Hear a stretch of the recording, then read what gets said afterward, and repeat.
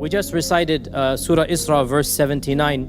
وَمِنَ اللَّيْلِ فَتَهَجَّدْ بِهِ نَافِلَةً لَكَ. And during the night, then pray tahajjud as a nafila for you. عَسَىٰ أَن يَبْعَثَكَ رَبُّكَ مَقَامًا مَحْمُودًا. It is possible, it is likely that Allah subhanahu wa ta'ala will resurrect you upon the praiseworthy station. Tonight is the first night of the last 10 nights of Ramadan, the odd nights. And on these nights, we will be praying Salat al-Tahajjud. The concept of Laylatul Qadr will be discussed in the khutbah tomorrow, inshallah. So tonight we will discuss the concept of Tahajjud, the concept of Qiyamul Layl, and in fact what we have been doing every single night. This Taraweeh prayer is in reality the same as Tahajjud. It is the same as Qiyamul Layl. This is what we are doing every single night, and especially now in these last 10 nights, we will be increasing the quality and inshallah the quantity of our Salat al-Tahajjud. So a reminder to myself and all of you of the beauty of the Salah, the benefits of the Salah, the blessings that Allah subhanahu wa ta'ala has mentioned regarding Salat al-Tahajjud. And subhanallah, do you know, brothers and sisters, that the very second revelation of the Quran that came down encouraged our Prophet ﷺ to pray tahajjud. Ya ayyuhal muzammil qum al-layla illa qalila nisfahu aw inqus minhu qalila. This is the third revelation, fourth revelation. O you who is wrapped up, stand the night in prayer. Stand the night except a little bit of it. Qum al-layla illa qalila nisfahu, half the night. أو انقص منه قليلا, or maybe a little bit less than half the night. أو زد عليه, or maybe even increase of the half. ورتل القرآن ترتيلا, and recite the Quran with tartil during that half. So can you imagine, from the very beginning our Prophet ﷺ is told to pray Salat al-Tahajjud. And in Surah Isra we just recited right now that Allah subhanahu wa ta'ala mentioned to him وَمِنَ اللَّيْلِ فَتَهَجَّدْ بِهِ, and in the night do your tahajjud. نَافِلَةً لَكَ. It is something that is nafila, it is not fard. Now by the way, you should know, yes, by unanimous consensus, tahajjud is nafil. It is not fard, it's not wajib. However, some scholars said that tahajjud was fard for the Prophet ﷺ, and others said that he made it fard upon himself, and that seems to be the correct opinion. Not that Allah made it fard, but he made it obligatory, that I'm never going to leave tahajjud. And our Prophet ﷺ never left tahajjud. Whether he was traveling or sick, he made his best to pray. And if he was not capable of praying because he was physically sick, he would make up for the tahajjud the next day during the day. He never left tahajjud in his entire life. And our Prophet ﷺ was asked, Ayyu salati afdal? Which salah is the best salah? What is the best salah? So our Prophet ﷺ responded to that question, that the best salah after the fard is the Salatul Layl. It is the salah that is prayed at night. That is the salah of tahajjud. And the Quran is full of verses about tahajjud, and the ahadith are two more to mention than in a simple khatira. So many verses Allah says, وَمِنَ اللَّيْلِ فَسَبِّحْهُ وَإِدْبَارَ النُّجُومِ. And during the night, praise Allah when the stars have disappeared, when the stars are not visible, meaning in the darkness of the night, praise Allah subhanahu wa ta'ala. وَمِنَ اللَّيْلِ فَاسْجُدْ لَهُ. And during the night, do sajda to Allah subhanahu wa ta'ala. Allah describes the righteous people, كَانُوا قَلِيلًا مِنَ اللَّيْلِ مَا يَهْجَعُونَ. They would sleep little of the night. وَبِالْأَسْحَارِ هُمْ يَسْتَغْفِرُونَ. And during the twilight or the darkness, they would seek Allah's maghfirah. Allah says in the Quran, regarding the people that occupy the highest levels of Jannah, what is called in the Quran the ghuraf.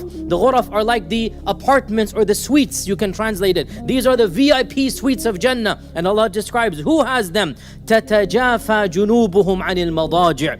Their battle, their sides of their bodies are fighting a battle with their beds, and they are standing up. تَتَجَافَى جُنُوبُهُمْ عَنِ الْمَضَاجِعِ يَدْعُونَ رَبَّهُمْ خَوْفًا وَطَمَعًا. And they are making dua to Allah in fear and in hope and in love. They're making dua and their prayers in the middle of the night. And our Prophet ﷺ encouraged tahajjud in so many ahadith. Perhaps the strongest motivation is that beautiful hadith that is narrated by, check this out, 22 companions. had 22 companions. It is one of the most, it's called mutawatir, or the most numerous narrated ahadith in our entire tradition. It's in every book of hadith, Bukhari, Muslim, and all of them. And it has many wordings, but one simple wording, our Prophet ﷺ said, Allah subhanahu wa ta'ala comes down to the lower heavens in the last third of the night. Allah Himself descends down in a manner and a way we don't think about, we just believe. Allah comes down in the last third of the night and He asks, who is there that is praying? Who is there that is wanting to be forgiven? I shall forgive him. Who is there asking me? I will give him. Who is there invoking? I shall respond. So Allah subhanahu wa ta'ala comes down and He's saying, who is there? Who's there? So our scholars have said, anyone who wants a private audience with Allah, this is his opportunity. Anyone who wants to be engaged in a private conversation, Allah is opening His doors. Who is there? I will respond. Another scholar said, anybody who wants his dua to be answered, but he's not praying tahajjud, doesn't really want his dua to be answered. You really want something, but you're not using this opportunity. Allah is telling you, who is there who's making dua? I will give him what he wants. Who is there asking me? I shall respond. Who is there wanting to be forgiven? I shall forgive him. In the last third of the night, that is the opportunity to engage in this private conversation. Now, brothers and sisters, it is true that the best tahajjud is the last third of the night. That is no doubt about it. However, it is permissible to perform tahajjud earlier than this. And our scholars have said that the window of tahajjud is between Salatul Isha, when you finish it, and the beginning of the Adhan of Fajr. So when you finish praying Isha and before the Adhan of Fajr, this entire window is the opportunity of tahajjud. And some of the Sahaba, that not all the Sahaba were able to pray in the last third. And Abu Hurairah radiallahu anh, because he was busy preparing, memorizing knowledge, whatnot, Abu Hurairah radiallahu anh, at certain points of his life was not able to pray in the last third of the night. So he advised his students that my master, my mentor, my Khalil, my beloved, meaning the Prophet ﷺ, told me that whoever is not able to pray in the last part of the night, let him pray in the earlier part of the night. And so sometimes Abu Hurairah, and he is who he is, would not wake up because he was whatever. He was not somebody that was wasting his time. He was doing khidmah to the religion. So he would pray tahajjud before going to sleep after Salat al-Isha. In other words, brothers and sisters, those of us who are not able to wake up before Fajr by an hour, before Fajr by 2 hours, that is the ideal time. If you're not able to do that, then you may still share the blessings of tahajjud by praying tahajjud before going to sleep. And that is exactly what we are doing right now in this month. This is what we are doing. This is tahajjud. This is the least if you like, not acceptable, it's not a good word. It's the least barakah time, no question about it. The most barakah is the last third. But guess what? It is still tahajjud. We still get the blessings, not the best. The best is the last third. But nonetheless, it's much better than not praying tahajjud. We are able to get the share of salat tahajjud by praying after Isha and before going to sleep. And that is a habit that inshallah we should start now. These days we are spending an hour and a half, an hour and 45 minutes including the drive in our tahajjud. When Ramadan finishes, okay, cut it back to half an hour, 20 minutes, but let's make this habit every single night of praying Salat al-Tahajjud. Our Prophet ﷺ said, "Alaykum biqiyam al-layl." I advise you, I encourage you to pray at night. Why?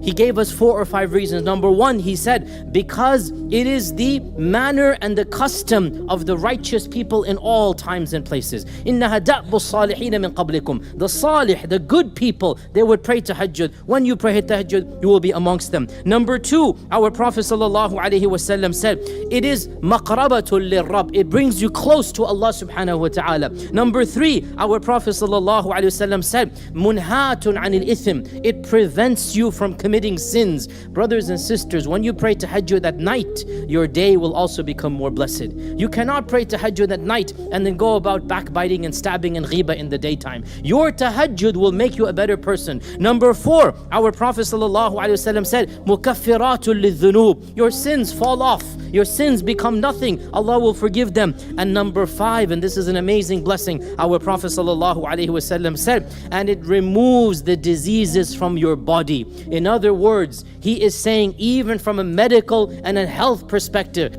praying tahajjud will make you more healthy. And these are the words of the Prophet sallallahu alaihi wasallam. So Allah subhanahu wa ta'ala is telling us, وَمِنَ اللَّيْلِ فَتَهَجَّدْ بِهِ. And during the night, pray tahajjud. Any part of the night, the beginning of the night, the middle of the night, or the best is the last third of the night. And subhanallah, the ending of this verse, عَسَى أَنْ يَبْعَثَكَ رَبُّكَ مَقَامًا مَحْمُودًا. Perhaps because you pray tahajjud, perhaps Allah will give you the maqam al-mahmud. And what is the maqam al-mahmud?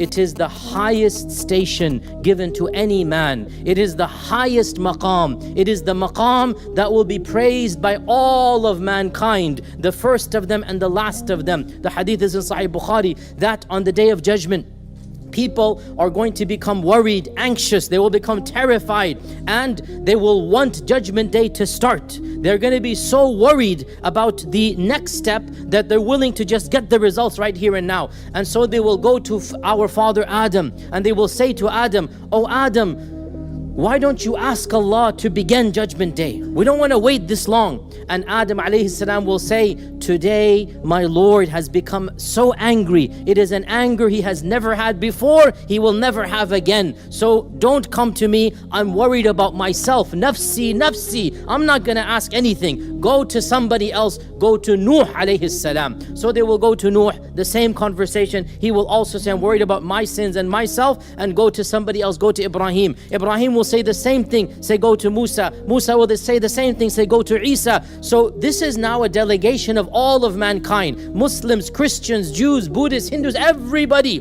Because on judgment day, everybody is going to know Islam is true. On judgment day, there's going to be but one God. Everybody knows that is the true God. There's not going to be any difference of opinion. Then they will go to the Prophet sallallahu alaihi wasallam, and they will say, "You are the one whom Allah has chosen. You are this, you are that. Can you stand in front of Allah and make shafa'ah for all of us so that judgment day begins?" And so the Prophet ﷺ will say, "This is my job. Ana laha, ana laha. This is my task. This is my task." And he will then stand in front of the throne of Allah, as the hadith says, and he will then fall into sajda and stay there for as long as Allah wills. And the Prophet ﷺ said, at that point, Allah will teach me how to praise Him in a manner I don't know right now. He will teach me a new way to praise Him. I don't know how. And then Allah will say to me, "Ya Muhammad sallallahu alaihi wasallam, irfa' ra'sak, sal tu'ta, ishfa' tushaffa." Raise up your head, Ya Rasulullah. Ask, you shall be given. Intercede, your intercession will be accepted. That is the maqam al-mahmud, the one person who will represent mankind, the delegate, the ambassador that all of mankind will praise. Maqam al-mahmud, the praiseworthy maqam. This is the maqam al-mahmud, and it is the highest maqam any human is given, and only one person will be given it, and it is our Prophet sallallahu alaihi wasallam. And look, this maqam was linked to Salat al-Tahajjud. وَمِنَ اللَّيْلِ فَتَهَجَّدْ بِهِ نَافِلَةً لَكَ عَسَى أَنْ يَبْعَثَكَ رَبُّكَ مَقَامًا مَحْمُودًا. So brothers and sisters, let us pray tahajjud as much as we can. Whoever cannot pray every night, once a week, once a month, there should be something in our daily routine, weekly routine, monthly routine. And inshallah, these are the last 10 nights. We will begin an extra round of prayer at 2:15 a.m. Qiyamul Layl. We will have them as well. We'll pray 8 rak'ah and then witr as well. The one who wants to join us for Qiyam should pray the witr of Taraweeh, and then when the Imam says salam, should stand up and finish the witr, so that it's not witr, it's not odd. So they will then pray 4 rak'at of the witr. Then they will join us for night and then pray the witr with us. In case you prayed witr, then you change your mind and you want to come, let that not be a factor. Still come. And you may then either pray 1 rak'ah before joining, or when we pray witr and qiyam, you will then stand up and finish the witr to be odd. The point is, you don't pray 2 witrs in one night. Ideally, witr should be the last prayer. But in case you want to pray more, do not let the fact that you prayed witr earlier be a preventing factor to pray more nafil if you change your mind. It happens sometimes. You say, "I don't want to pray tonight." Then you feel an energy later on. Don't let that excuse say, "Oh, I prayed witr, I cannot pray." No, still pray.